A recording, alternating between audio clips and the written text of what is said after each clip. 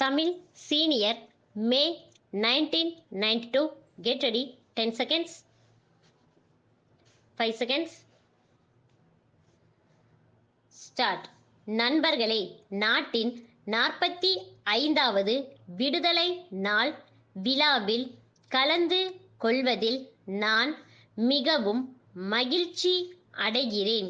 இந்த விழாவில் கலந்து கொள்ள வந்துள்ள அனைவருக்கும் என் அன்பான வணக்கத்தை தெரிவித்துக் கொள்ளுகிறேன். நம் தாய்நாட்டின் மணிக்கொடியை வரலாற்று சிறப்புமிக்க இந்த கோட்டையில் ஏற்றி வைப்பதில் பெரு மகிழ்ச்சி கொள்ளுகிறேன். இத்தகைய அரிய வாய்ப்பை எனக்கு ஏற்படுத்தி கொடுத்த உங்கள் அனைவருக்கும் என் நன்றியை தெரிவித்துக் கொள்வதுடன் என் இனிய விடுதலை நாள் வாழ்த்துக்களையும் தெரிவித்துக் கொள்கிறேன். விடுதலை நாள் விழாவை நாம் பெருமகிழ்ச்சியுடன் கொண்டாடும் இந்த நேரத்தில் நாட்டின் விடுதலைக்காக போராடியவர்களையும் அவர்களின் தியாகங்களையும் நினைத்து பார்க்க வேண்டியது நம் அனைவரின் கடமையாகும். எனவே நாட்டின் விடுதலைக்காக தம் உயிர், உடல் மற்றும் உடைமைகளை இழந்த லட்சக்கணக்கான விடுதலை போராட்ட வீரர்களுக்கு தமிழ்நாட்டு மக்கள் சார்பில் எனது வணக்கத்தை தெரிவித்துக் கொள்ளுகிறேன். விடுதலை பெற்ற பிறகு நமது நாடு பல்வேறு துறைகளிலும் மிக சிறப்பான முன்னேற்றத்தை அடைந்து வந்துள்ளதை நாம் அனைவரும் நன்கு அறிவோம். பல்வேறு மொழியினரும் பல்வேறு இனத்தவரும் நிறைந்து வாழும் நிலையிலும் உலக அரங்கில் மிக பெரிய மக்களாட்சி என்னும் பெருமையோடு நாம் தலை நிமிர்ந்து நிற்கிறோம். இப்பெருமையை நாம் தொடர்ந்து கட்டி காக்க வேண்டும் என்பதை இந்த சமயத்தில் வலியுறுத்தி கூறிக்கொள்ள விரும்புகிறேன். இந்த அரசாங்கம் மாநிலத்தின் முன்னேற்றத்திற்கும் வளர்ச்சிக்கும் வேண்டிய பல்வேறு திட்டங்களை தீட்டி அவைகளை சிறந்த முறையில் செயல்படுத்த மிகுந்த ஆர்வம் கொண்டுள்ளது என்பதையும் நீங்கள் அனைவரும் அறிவீர்கள்.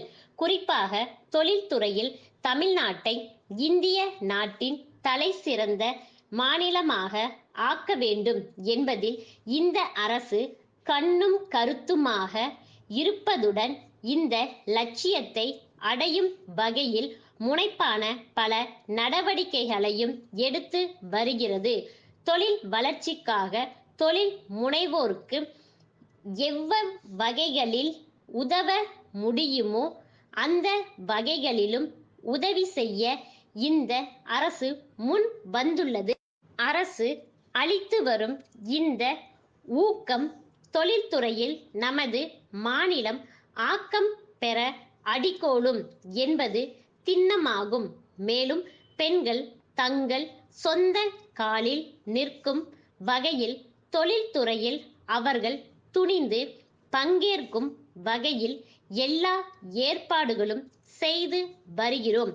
நமது மக்கள் தொகையில் ஏறத்தாழ பாதி அளவுக்கும் மேல் இருக்கும் பெண்களை நல்ல முறையில் உயர்த்தி விடுவதுதான் சுதந்திரம் பெற்ற ஒரு நாகரிக அரசின் கடமை என்ற கருத்தில் பெண்கள் முன்னேற்றம், பெண்கள் உயர்வு ஆகியவற்றுக்கு எல்லா முன்னுரிமைகளும் வழங்க ஏற்பாடுகள் செய்யப்பட்டு வருகின்றன என்பதை தெரிவித்துக் கொள்ளுகிறேன். இவ்வாறு அனைத்து துறைகளிலும் நமது மாநிலம் ஒருங்கிணைந்த முன்னேற்றம் காண வேண்டுமென்றால், நமது லட்சியங்கள் வெற்றி பெற வேண்டுமென்றால் பெருமளவு நிதி தேவைப்படும். அத்தகைய நிதி உதவி நமக்கு மைய அரசிடமிருந்து நியாயமான அளவில் கிடைக்கும் என்று எதிர்பார்க்கிறோம். சென்னை சைதாப்பேட்டை தேரடி தெருவில் இருக்கும் சாமிநாதன் வணிக நிறுவனத்தின் மேலாளர். பாண்டிச்சேரியில் குழந்தைகள் சைக்கிள் வியாபாரம் செய்யும் ராஜன் கூட்டமைப்புக்கு அனுப்பும் கடிதம். அன்புடையீர், வணக்கம். எங்கள் வேண்டுகோளின்படி தாங்கள் கடந்த மாதம் லாரி மூலம் அனுப்பிய 50 குழந்தைகளுக்கான சைக்கிள்கள் வந்து சேர்ந்தன என்பதை தங்களுக்கு தெரிவித்துக் கொள்ளுகிறோம்.